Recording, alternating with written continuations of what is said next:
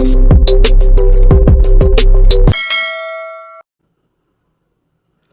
guys! Welcome again to Inday Abe's YouTube channel.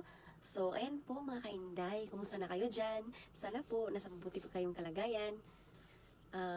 For today's video mga ka-Inday, may ituturo ako sa inyo, lalo na po sa mga ka-OFW ko dito sa Taiwan mga ka-Inday. Ito po ay para sa mga OFW dito sa Taiwan. Sa mga, lalo na sa mga caretaker, factory worker, mga iba pa dyan yung mga may trabaho dito mga ka-Inday. So, before ako mag-start mga ka-Inday, syempre gusto ko pong magpasalamat sa mga nanonood ng videos ko, sa mga bagong subscriber, sa mga hindi pa na-subscribe, please subscribe mga ka-Inday. Yung mga nanonood lang dyan, hindi pa nakasubscribe, so please subscribe mga ka-Inday, and thank you so much. So, ayan po mga ka-Inday, dito po sa Taiwan, lahat po ng mga workers dito sa Taiwan mga ka-Inday, mayroon po kaming benefits na makakuha pag ka 65 years old na kami mga ka-Inday. Sus, ang layo naman ng mga ka-Inday. Sabi nila, buhay pa kaya tayo niyan 65 years old? 65 years old mga ka-Inday, imagine. So, kailangan nating mabuhay mga ka-Inday, mga ka-OFW ko dito sa Taiwan. Kailangan nating mabuhay mga ka-Inday ng matagal. Lalo na ang ating mga benefits ay makuha natin pagka 65 years old pa tayo. So, ayan po mga ka-Inday, no? Tuturuan ko kayo mga ka-OFW ko dito sa Taiwan kung paano magpa-compute at kung saan kayo pupunta para malaman ninyo ang inyong benefits mga ka-Inday pagkadating ng 65 years old. So, ayun po guys, mag-start na po tayo. Syempre, ang una nating gagawin, kailangan magdala po tayo ng passport at saka ARC natin mga ka-Inday.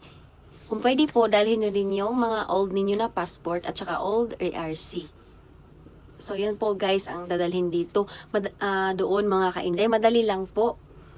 So, ako kasi mga ka-Inday, dito ako sa, sa Tainan. So, ako, madali lang pong pumunta doon mga ka-Inday. Siyempre, mag-taxi ka lang. Tapos, sabihin mo lang na pupunta ka sa Ministry of Labor sa Tainan mga ka-Inday. No, ganun lang. Tapos, pwede din mag-search kayo sa Google kasi minsan yung iba hindi marunong mag-Chinese, mag-Chekwa. So, ang gagawin nyo guys, i-research nyo sa Google. Tapos, doon makikita niyo yung picture mga ka-Inday, tsaka yung address. Pwede din, screenshot niyo lang yung picture, tapos yun yung ipapakita sa taxi driver. Yun, maalam na po nila yung mga ka-Inday kung saan kayo dadalhin. Tapos mga ka-Inday, pagdating nyo doon, syempre, una, kukuha po kayo ng number mga ka-Inday. Tapos, sabihin doon sa nagbabantay na pupunta kayo sa second floor. Kasi nandoon po sa second floor mga ka-Inday, yung mga clerk doon.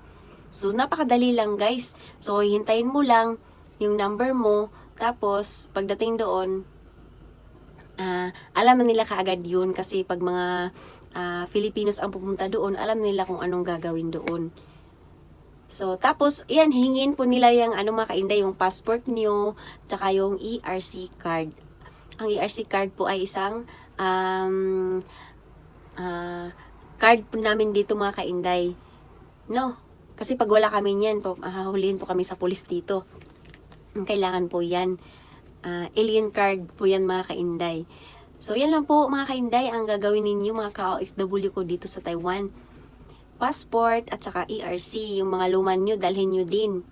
No, kasi titingnan nila yan. Tapos, mga ilang minuto, syempre, tatanungin din kayo kung ilang years na kayo dito sa Taiwan. Tapos, syempre, ito na yung, mayroon pa kayong signaturean doon mga ka-Inday. Tapos, yung mga cellphone number niyo dito sa Taiwan, yun hihingiin nila. Tapos, yun, ito na yung mga ka-Inday, yung computation, no? Ito yung computation. Ito po yun guys, computation ha. Yan po. So, medyo may kalakihan din mga ka-Inday, no? Pwede na to pang Pag matanda na tayo, syempre, enjoy na lang natin ang life natin mga kainday, no? Kasi matanda na tayo. So, tama na ito mga kainday, pang enjoy as, matanda na tayo. Ang problema dyan mga kainday,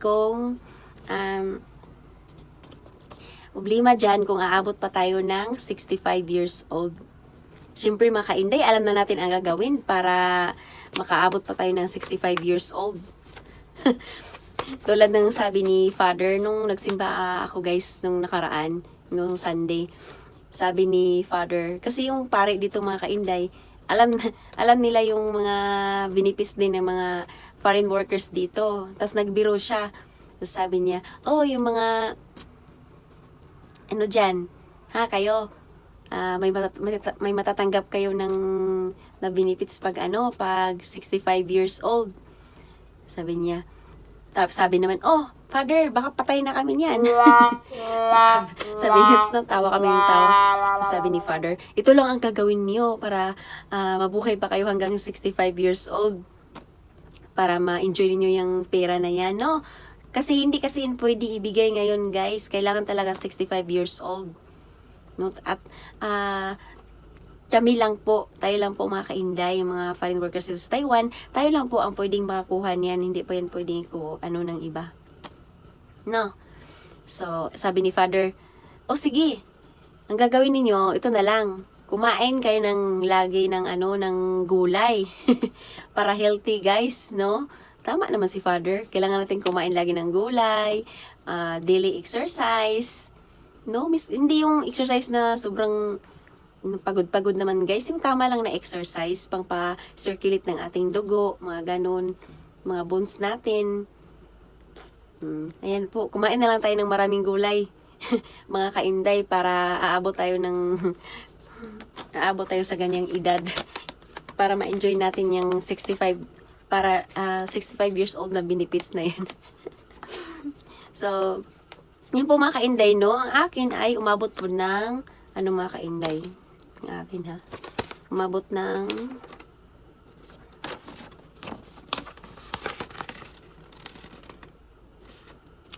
umabot po siya ng 275,335 Taiwan dollar mga kainday. So, Taiwan dollars po yun mga kainday, no? 279,000 mga kainday. So, sa 65 years old pa natin yan, malaki-laki na din mga kainday. Magkano na bang palitan ngayon sa NT dollars? Nasa 1 point something lang mga kainday, no? So, pagdating ng 65 years old, hindi natin alam kung magkano na. Baka nasa 2 na mga kainday or 3, ganun. Kasi, sobrang tagal na eh. Matagal pa yan, 65 years old. Ilang taon ako ngayon. So, mayroon pang mga mayroon pang mga 30 years pa yata mga kainday, no? 30 years pa mga kainday or 25. May mga mahigit 20 years. 20 years pa mga kainday. 30. Ay. So, ang insurance mga kainday, depende po yan kung ilang years kayo dito sa Taiwan. So, ito po yung mga kainday, may nakalagay po. Labor Insurance, All Benefits, Application Form, and Payment Receipts. So, dito po nakalagay mga kainday, no? May fill upan lang po tayo dito. Ito po yung bibigay nila. Fill upan lang po natin mga kainday. Yung mga name, date, yung ERC number natin, no? Kailangan huwag nyo wala yung ERC number natin, yung contact number natin sa Pinas, CP number, yun po mga kainday. Tapos, kailangan po ng account number. Simple, ilagay po natin ang account number dito mga kainday. Tapos, ano pa dito? So, yan lang po guys.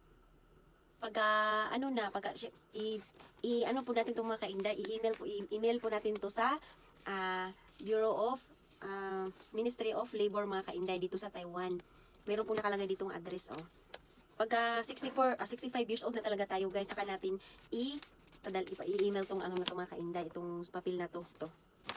Okay.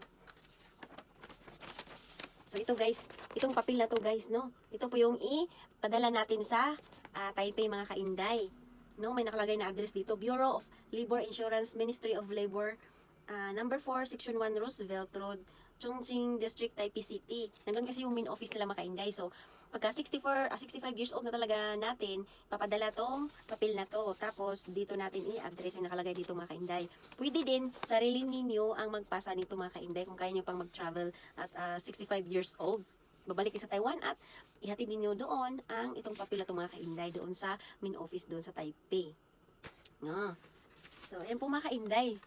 So, ayan no, kailangan kumain natin ng gulay mga kainday. So, ayan po mga kainday. Thank you so much for watching.